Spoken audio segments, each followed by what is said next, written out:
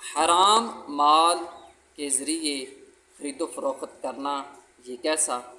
اگر کسی نے کوئی چیز خرید لی ہے، آیا کہ خریدی جانے والی جو چیز ہے وہ بھی حرام ہو جائے گی یا حلال ہی رہے گی، تو اس بارے میں شرع کا کیا حکم ہے؟ دیکھیے، اولاً تو آپ یہ بات ذہن نشین فرما لیں کہ حرام مال کمانا اور اس کو آگے خرچ کرنا یہ دونوں ہی ناجائز، حرام اور گناہ کا کام ہوتا ہے، اور اس سے توبہ کرنا یہ ضروری ہے، لازم ہے۔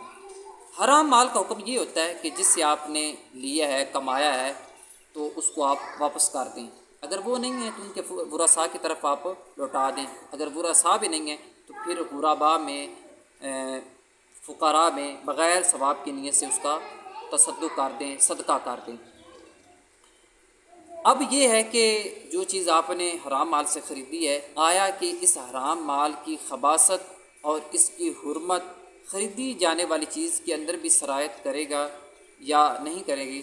تو اس بارے میں شریعت نے ایک اصول بیان کیا ہے کہ اگر حرام مال عقد و نقد میں جمع ہو جائیں تو اس وقت خریدی جانے والی جو چیز ہے وہ بھی حرام ٹھہرے گی۔ فار ایگزامپل، جیسا کہ آپ بازار میں گئے، دکان پر گئے، تو وہاں آپ نے چینی خریدی ہے، تو دکاندار کو آپ نے کہا ان پیسوں سے آپ مجھے کلو چینی دیتے ہیں، یعنی کہ آپ نے حرام پیسے جو ہیں وہ دکھا کر اس کی عوض میں چینی طلب کی ہے 1 کلو۔ تو اب یہ حرام مال جو ہے وہ عقد و نقد میں جمع ہو گیا، اب چینی جو کلو آپ لیں گے وہ بھی حرام ٹھہرے گی۔